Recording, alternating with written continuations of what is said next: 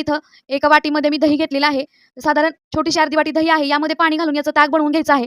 तर बऱ्याच जणांच्या घरी हा पदार्थ रोज बनवला जातो किंवा हे पेय रोज बनवलं जातं जेवण करत असताना सकाळच्या वेळेला. तर बघा, यामध्ये मी पाणी घालून याचं ताक बनवलेलं आहे. दही होतं माझ्याकडे. तुमच्याकडे ताक जरी असेल ना, ताक घेतलं तरी सुद्धा चालेल. आता हे ताक जे तयार करून घेतलेलं आहे, थोडं विस्कन याला मिक्स करून घेऊया. यामध्ये काही गुठळ्या जर राहिल्या असतील ना, त्या गुठळ्या सगळ्या मोडून घेता येतात यांनी.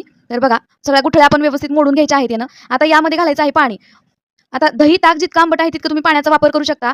तर आज आपण सोनालीज किचनमध्ये मस्त असं भन्नाट इथं शरीराला थंडावा देणारं उन्हाळ्यात स्पेशल आंबील कसं बनवायचं ते पाहतोय. तर आंबील बनवण्याच्या एकदम साध्या सोप्या पद्धती आहेत. प्रत्येकाच्या घरी वेगवेगळी बनवण्याची पद्धत आहे. तर इथं आपण इन्स्टंट पद्धतीने आंबील बनवतोय. तर बघा, इथं या ताकामध्ये मी पोहे खायच्या चमच्याने 2 ते 3 चमचे ज्वारीचं पीठ यामध्ये ॲड केलेलं आहे.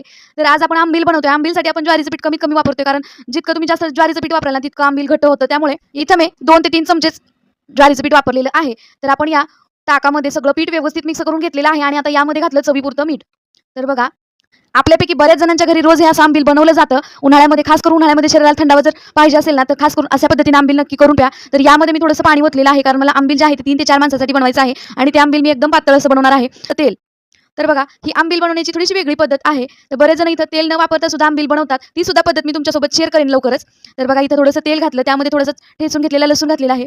तेलामध्ये तेल चांगलं गरम झालेलं आहे आणि मिरच्या ना मी अशाच ठेचलेल्या आहेत. म्हणजे त्याच्यात देठ सहित त्याला थोडंसं चेचून घेतलेलं आहे खलबत्त्याच्या दगडाने.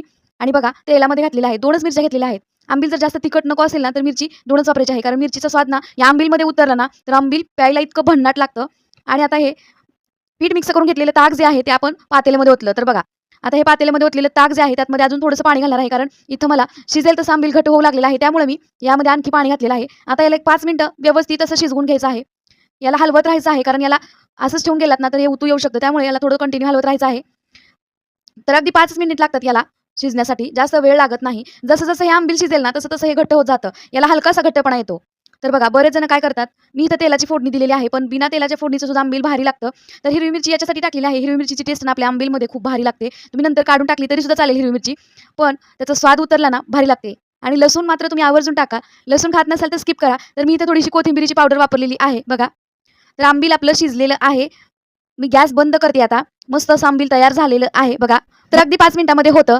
तर गॅस बंद केलेला आहे. लगेच आंबील आपण थोडंसं थंड करून घ्यायचं आहे. तर गॅस मी बंद केलेला आहे आणि पातेल्यामध्ये आंबील ना असंच ठेवून दिलेलं आहे. थोडंसं कोमट करून घ्यायचं आंबील बघा. मध्ये-मध्ये हलवत सुद्धा राहायचं आहे, कारण आपण यामध्ये ज्वारीचं पीठ घातलेलं आहे ना, त्यामुळं याच्या गाठी होणार नाहीत याची काळजी घ्यायची आहे बरं का. तर बघा, आता थोडंसं कोमट झालेलं आहे. आता एका बाउलमध्ये ओतून घेऊया. तर हे आंबील जे आहे ना, थंड झाल्यावरती, थोडंसं कोमट झाल्यावर प्यायला घ्यायचं, म्हणजे त्याची टेस्ट खूप छान लागते. बघू शकता इथं मस्त असं आंबील एका 2 मगामध्ये काढून घेतलेलं आहे. खूप छान तरी झालंयच, पण कलर सुद्धा खूप छान आलेला आहे. चला पुन्हा भेटूया अशाच एका छानशा व्हिडिओ